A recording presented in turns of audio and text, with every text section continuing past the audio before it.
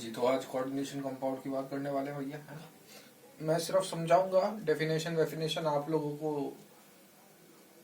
Notes भेज दिए जाएंगे ग्रुप पे, आप वो नोट्स जेरोक्स करवा लें, वहां से आप देख सकते हैं, ठीक है। मैं सिर्फ समझाऊंगा मॉलिक्यूलर एंड रेडिएशन कंपाउंड। सबसे पहले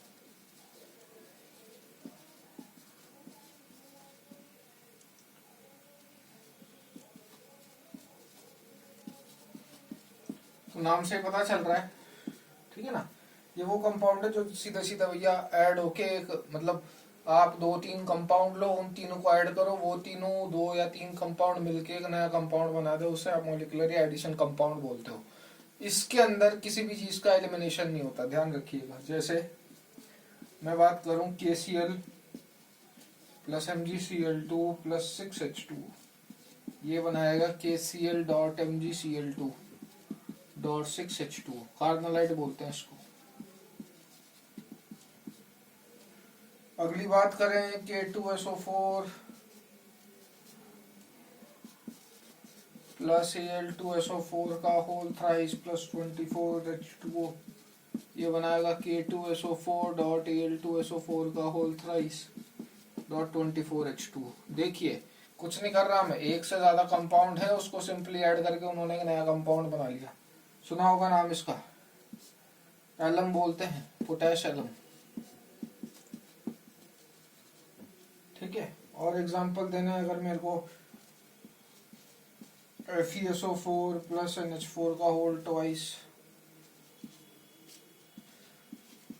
SO4 प्लस 6H2O, ये बनाएगा FeSO4 NH4 का whole twice SO4 dot 6H2O। मोहर सॉल्ट बोलते हैं इसको, ठीक है। चाहूं तो और इसके एग्जांपल दे सकता हूं, चलिए लिख लीजिए, जगह है अभी। जैसे मैं लिखूं KCN प्लस FeCN का होल ट्वाइस गिव्स FeCN का whole twice dot KCN 4KCN, है ना। और CuSO4 plus 4NH3 gives CuSO4 dot 4NH3। ये मॉलिक्यूलर और एडिशन कंपाउंड्स होते हैं। अब इसमें ये जो ऊपर के 3 है, ये वाले, ठीक है, ये एग्जांपल्स हैं एक दूसरे टाइप के कंपाउंड के, जबकि ये जो नीचे वाले 3 है ये एग्जांपल्स है दूसरे टाइप के कंपाउंड के। ये जो ऊपर वाले 3 एग्जांपल हैं इन्हें आप बोलते हो डबल सॉल्ट और लैटिस कंपाउंड। ये जो नीचे वाला है इसे आप बोलते हो कोऑर्डिनेशन और कॉम्प्लेक्स कंपाउंड। आज सिर्फ बेसिक इंट्रो है।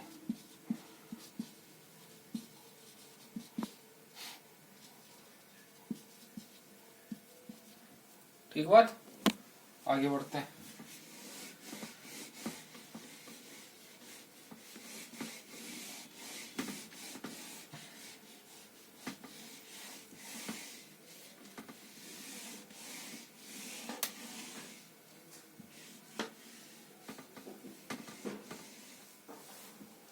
सबसे पहले मैं बात करता हूं, जो मैंने आपको शुरू के 3 एग्जांपल दिए डबल सॉल्ट और लैटिस कंपाउंड के, वो क्या होते हैं।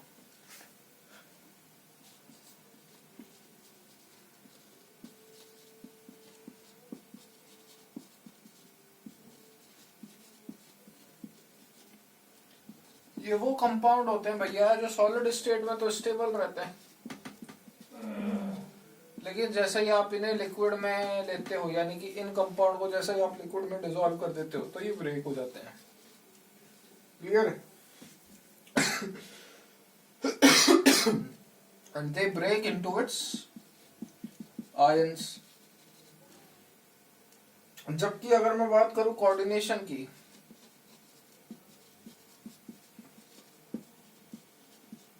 तो कोऑर्डिनेशन कंपाउंड सॉलिड में तो स्टेबल रहते ही हैं, लेकिन जब आप इन्हें वाटर में डिसॉल्व करवाते हो तो भी ये स्टेबल रहते हैं, मींस ये ब्रेक नहीं होते into its ions, they do not break into its ions.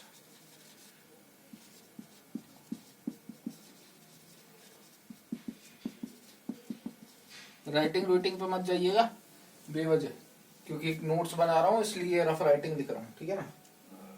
Notes भेज रहा हूँ आपके पास, उसमें सब सेम लिखा हुआ है।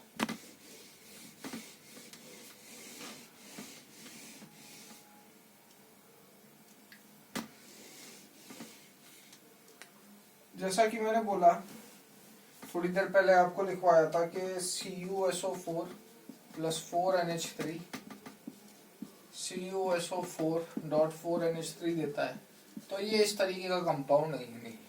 एक्चुअल में ये किस तरीके का कंपाउंड है, ये कुछ इस तरीके का कंपाउंड है,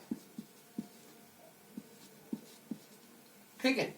अब ध्यान रखना ये जो ब्रैकेट होता है ना बेटा, ये ले दे के कोऑर्डिनेशन है। कैपिटल ब्रैकेट का ये कैपिटल ब्रैकेट होता है। इस कैपिटल ब्रैकेट का मतलब ही ये है कि ये अपने आयंस में डिसोसिएट नहीं होगा। कोई बोले बिल्कुल ही डिसोसिएट नहीं होगा तो फर्जी बात है, डिसोसिएट तो हो जाएगा लेकिन डिसोसिएट होने की टेंडेंसी कम है। जब भी मैं बोलता हूँ ना डिसोसिएट होगा या डिसोसिएट नहीं होगा, एक बात ध्यान रखना, ये फर्जी बनाने वाली बात है, टीचर फुद्दू बना देते हैं कि कोऑर्डिनेशन कंपाउंड डिसोसिएट ही नहीं होता।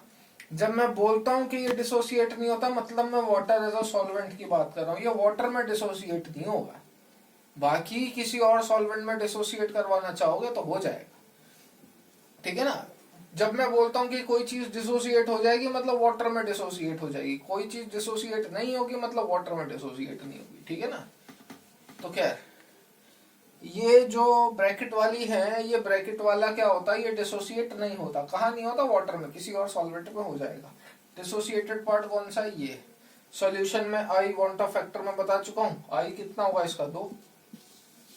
कितने पार्ट में डिसोसिएट हो रहा है, एक तो ये वाला हो गया और एक ये वाला हो गया। इतनी बात क्लियर होगी, ठीक है ना। ये अपने को क्या कंपाउंड देख के पता चलेगा कि सामने वाला कॉम्प्लेक्स है कि एडिशन कंपाउंड नहीं, ये आपको प्रैक्टिस से समझ में आएगा। और ऐसा घटिया सवाल कहीं पूछा जाता भी नहीं कि बताओ फलाना कंपाउंड एडिशन है कि कॉम्प्लेक्स, ठीक है। चलिए नेक्स्ट अपन बात करेंगे क्लासिफिकेशन की, क्लासिफिकेशन ऑफ कोऑर्डिनेशन कंपाउंड।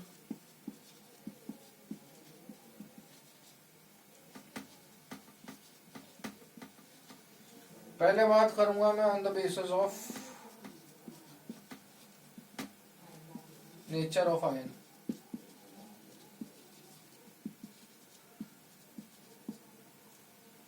पहला आता है अ सिंपल कैटायन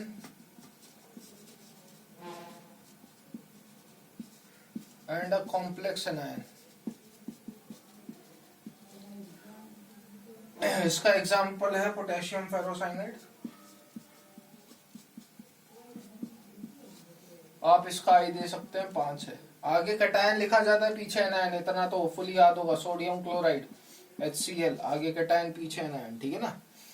तो सिंपल कैटायन का मतलब ये सिंपल, कॉम्प्लेक्स का मतलब कॉम्प्लेक्स रिप्रेजेंट होता है थ्रू दिस ब्रैकेट, मैं आपको बता ही चुका हूं, है ना। कॉम्प्लेक्स रिप्रेजेंट होता है थ्रू दिस ब्रैकेट, और ये ब्रैकेट अपन मान के चलते हैं कि वाटर में डिसोसिएट नहीं होता, ठीक। तो अगर मैं पूछू भैया ये कितना पार्ट में टूटेगा, तो आप बोलोगे 5, 4K प्लस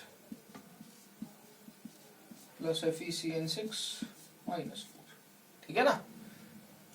तो 4K प्लस मिले, एक ये मिला, टोटल नंबर ऑफ आयंस कितने मिले आपको, 5। दूसरा इसका बिल्कुल उल्टा होता है, क्या होगा, सिंपल कैटायन कॉम्प्लेक्स एनायन है, तो अगला वाला मैं complex cation and simple anion ले लूंगा।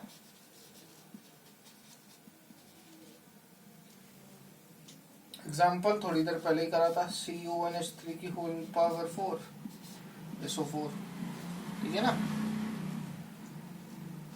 थर्ड आ जाता है कॉम्प्लेक्स कैटायन कॉम्प्लेक्स एनायन।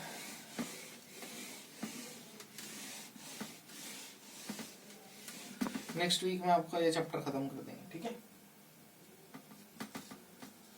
आपका फिजिकल और इनऑर्गेनिक खत्म हो जाएगा। Complex cation and complex anion.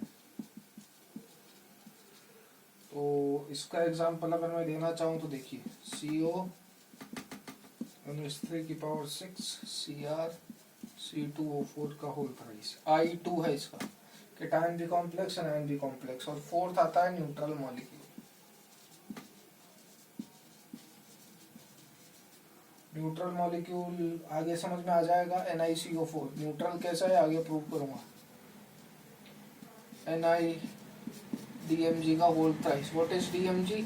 Dimethyl glyoximato. आगे आएगा ये आयन, ठीक है ना, घबराने की कोई बात नहीं है, अभी बस इंट्रो चल रहा है, ठीक है। सो ये कुछ एक क्लासिफिकेशन थी। From here will continue in the next class.